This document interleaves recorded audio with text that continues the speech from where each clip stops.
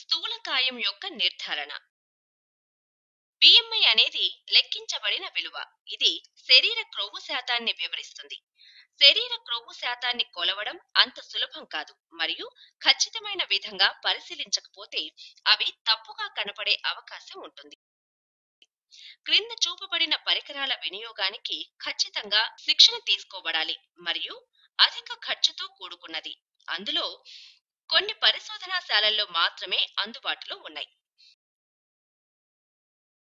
నీళ్లలో బరువును కొలవడం. ఈ పద్ధతిలో నీళ్లలో కొలుస్తారు. దీని వలన శరీర బరువును మరియు శరీర క్రొవ్వును కొలుస్తారు.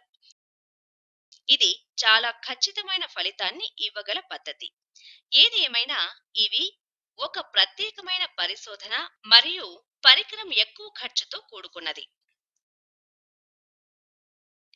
బాడ్ పాడ్ అనేది కంప్యూటరైజ్డ్ మరియు గుడ్డు ఆకారంలో గల పెట్టె. ఇందులో హైడ్రోస్టాటిక్ లానే శరీరం మొత్తం బరువు కొలవడం సూత్రం ఆధారంగా శరీర ద్రవ్యరాశి మరియు పరిమాణం వీటి ద్వారా మొత్తం శరీర సాంద్రత నిర్ణయించబడుతుంది. ఈ సమాచారం ఉపయోగించి శరీర క్రొవ్వును మరియు కండరాల ద్రవ్యరాశిని తెలుసుకోవడం జరుగుతుంది. DEXA dual energy X-ray absorptiometry. ఇది ఎముక సాంద్రతను తెలియజేయడానికి ఉపయోగిస్తారు. ఇది ఎక్స్ కిరణాలను ఉపయోగిస్తుంది. ఇది శరీరంలో క్రొవ్వు శాతాన్ని తెలియజేయడమే కాదు, ఎక్కడ ఎంత క్రొవ్వు ఏర్పడి ఉందో కూడా వివరిస్తుంది. క్రింద ఇవ్వబడిన రెండు పద్ధతులు సులభమైన మరియు సూటిగా చేయనివి. Skin callipers. ఈ పద్ధతిలో శరీరం యొక్క రకరకాలైన భాగాలలో చర్మం క్రింద గల క్రొవ్వు యొక్క మందాన్ని గుర్తించడం జరుగుతుంది.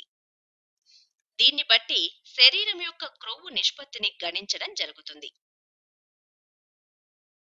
Bio electric impedance analysis BIA. బిఐఏలో రెండు పద్ధతులు కలవు. ఒక పద్ధతిలో ప్రత్యేకమైన స్కేలు మీద నిలబడతారు. తర్వాత హాని లేనటువంటి కరెంటును శరీరం గుండా పంపుతారు. అప్పుడు శరీరంలోని క్రొవ్వు శాతాన్ని గణించడం జరుగుతుంది. ఇంకొక రకమైన బిఐఏలో ఎలక్ట్రోడులను వినియోగిస్తారు. ఇందులో ఎలక్ట్రోడ్లను మణికట్టుకు మరియు చీలమండకు అమర్చడం జరుగుతుంది. ఎలక్ట్రోడుల మధ్య వోల్టేజ్ మార్పును తీసుకొని గుర్తిస్తారు. దీనిలో బిఐఏ యొక్క ఫలితాల ద్వారా క్రొవ్వును లెక్కించడం జరుగుతుంది. ఇది పరిచయమైన కొత్తలో రకరకాలైన ఫలితాలను ఇచ్చేది. కొత్త పరికరాలు మరియు పద్ధతుల వలన ఈ ప్రక్రియ మెరుగుపడినది. హెల్త్ క్లబ్ మరియు వెయిట్ లాస్ సెంటర్లు తరచూ స్కిన్ క్యాలిపర్ లేదా బయో ఎలక్ట్రిక్ ఇంపెడెన్స్ అనాలిసిస్ పద్ధతులను ఉపయోగిస్తున్నాయి. ఏది ఏమైనప్పటికీ అనుభవం లేని వ్యక్తులు కనుక ఈ పరీక్షలను కనుక నిర్వహిస్తే తప్పు ఫలితాలను ఇవ్వడం జరుగుతుంది. Weight for height table. వ్యక్తి యొక్క శరీర క్రొవ్వును కొలవడం అంత సులభం కాదు. అందువలన వేరే పద్ధతులు ప్రవేశపెట్టబడింది. ఇందులో రెండు రకాలైన పద్ధతులు కలవు. ఒకటి వెయిట్ ఫర్ హైట్ టేబుల్స్, రెండవది బాడీ మాస్ ఇండెక్స్ బిఎంఐ. ఈ రెండు వాటి పరిధిని కలిగి ఉన్నాయి. వీటి వలన క్రొవ్వును గణించడం సులభం మరియు ఎటువంటి పరికరాలు అవసరం లేదు. చాలా మంది ప్రజలకు వెయిట్ ఫర్ హైట్ టేబుల్ పద్ధతి తెలుసు. ఈ పట్టికలు చాలా కాలం నుండి వాడుకలో ఉన్నాయి.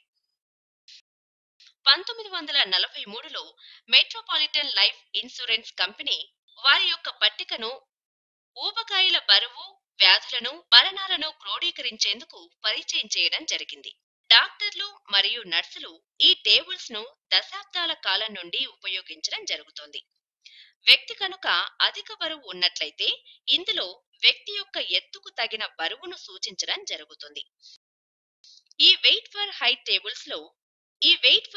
టేబుల్స్ లో ఉన్న ముఖ్యమైన సమస్య ఇందులో అనేక రకాలు ఉండడం. దీంతో ఏది సరైనదో డాక్టర్లు తేల్చుకోలేకపోతున్నారు. కొన్ని కేవలం బరువును పరిగణలోకి తీసుకుంటే మరికొన్ని వయస్సు, లింగం మొదలగునవి కూడా పరిగణలోకి తీసుకుంటున్నాయి. ఈ పట్టికలో కొన్ని పరిధులు ఉన్నాయి. ఇవి అధికమైన క్రొవ్వు మరియు కండరాలను భేదపరచలేవు. ఎక్కువ కండలు కలిగిన వ్యక్తులను స్థూలకాయులుగా నిర్ధారించడం జరుగుతుంది. కానీ నిజానికి వాళ్ళు స్థూలకాయులు కాదు. కానీ ఈ పట్టిక స్థూలకాయులుగా చూపుతున్నది. బాడీ మాస్ ఇండెక్స్ BMI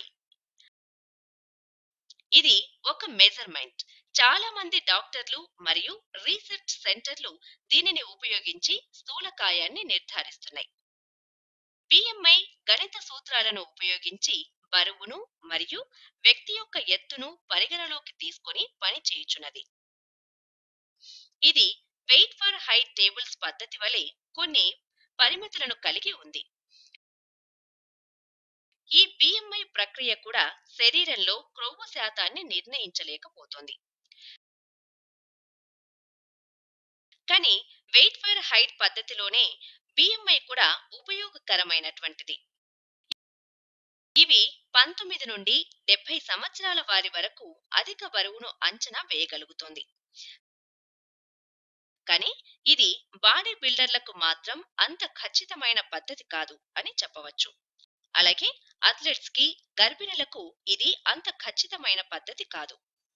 ఈ BMI బరువును ఎత్తుతో భాగించడం ద్వారా క్రొవ్వును తెలపడం జరుగుతుంది. ఇది బరువును కిలోలలో తీసుకుని ఎత్తును మీటర్లలో తీసుకుని బరువును ఎత్తుతో భాగించడం జరుగుతుంది. పౌండ్లలో బరువును తీసుకుని BMI విలువను నిర్ధారించుటకు పౌండ్లలో గల బరువును ఇంచులలో గల ఎత్తుతో భాగించి వచ్చే ఫలితాన్ని 703తో హెచ్చవేయవలేను. ఆరోగ్యకరమైన బరువును తెలుసుకోవడం చాలా ముఖ్యమైన విషయం.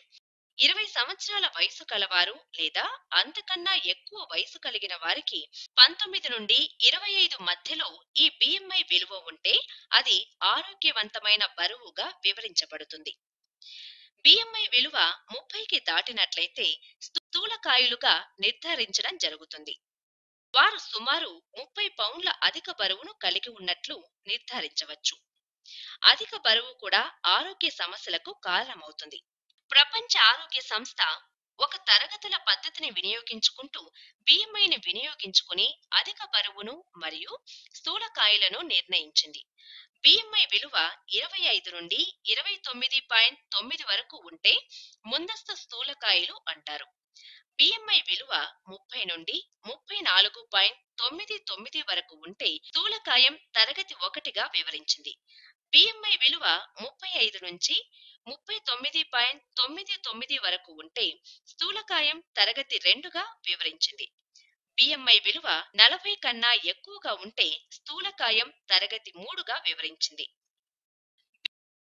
శరీరంలో ఎక్కడ క్రొవ్వు ఉన్నది అన్న విషయం పియర్ పండు లేదా యాపిల్ పండు ఆకారం. శరీరంలో ఎంత క్రొవ్వు ఉన్నది అని మాత్రమే కాదు, శరీరంలో ఎక్కడెక్కడ క్రొవ్వు ఉన్నది అనేది కూడా ఒక ముఖ్య విషయం. స్త్రీలలో మరియు పురుషులలో క్రొవ్వు చేరియున్న భాగాలలో భేదాలుంటాయి. సాధారణంగా స్త్రీలలో తుంటి క్రింద మరియు పిరుదులలో ఉంటే అది పియర్ పండు ఆకారం ఇస్తుంది. అలా కాక పొట్ట భాగంలో కనుక అధిక క్రొవ్వును కలిగి ఉంటే అది యాపిల్ ఆకారాన్ని ఇస్తుంది. కొంతమంది పురుషులు పియర్ పండు ఆకృతిలో, స్త్రీలు యాపిల్ పండు ఆకృతిలో కూడా ఉండవచ్చు. ఎవరైతే ఉదరంపై అధిక క్రొవ్వును కలిగి యాపిల్ ఆకారంలో ఉంటారో వారికి స్థూలకాయమునకు సంబంధించిన సమస్యలు ఎక్కువగా రావడం జరుగుతుంది. స్థూలకాయం వల్ల ఎలాంటి సమస్యలు ఉన్నా యాపిల్ ఆకారంలో కంటే పియర్ పండు ఆకారంలో ఉండటమే మేలు. ఏ రకమైన పండు ఆకారం కలిగి ఉన్నారో తెలుసుకొనుటకు కొన్ని సులభమైన పద్ధతులను డాక్టర్లు ప్రవేశపెట్టడం జరిగింది. దీనివల్ల యాపిల్ ఆకారమా లేదా పియర్ పండు ఆకారమా అన్నది తెలుసుకోవచ్చు. దీన్ని నడుము నుండి తుంటి నిష్పత్తి అంటారు. ఈ పద్ధతిలో నడుము నుండి తుంటికి ఎక్కువ వెడల్పు ఉన్న దగ్గర నడుము చుట్టుకొలతను చూడండి మరియు తుంటి క్రింది భాగం దగ్గర వెడల్పుగా ఉన్న ప్రాంతం దగ్గర కొలవండి. నడుము చుట్టుకొలతను తుంటి క్రింది భాగపు చుట్టుకొలతతో భాగించండి. ఉదాహరణకు ఒక స్త్రీ నడుం 35 ఇంచులు మరియు తుంటి క్రింది భాగం 46 ఇంచులు కలిగి ఉంటే నడుం నుండి తుంటి క్రింది భాగం నిష్పత్తి 0.76. స్త్రీలకు ఈ నిష్పత్తి 0.8 కంటే ఎక్కువ మరియు పురుషులకు 1.0 కంటే ఎక్కువ ఉన్నట్లయితే వారిది యాపిల్ ఆకారం అనడం జరుగుతుంది. ఇంకొక కొలత ప్రకారం పురుషులకు నడుము కొలత 40 ఇంచులు లేదా అంతకన్నా ఎక్కువ మరియు స్త్రీలకు 35 లేదా అంతకన్నా ఎక్కువ ఉన్నట్లయితే వారికి స్థూలకాయమునకు సంబంధించిన ఆరోగ్య సమస్యలు అధికమవడం జరుగుతుంది.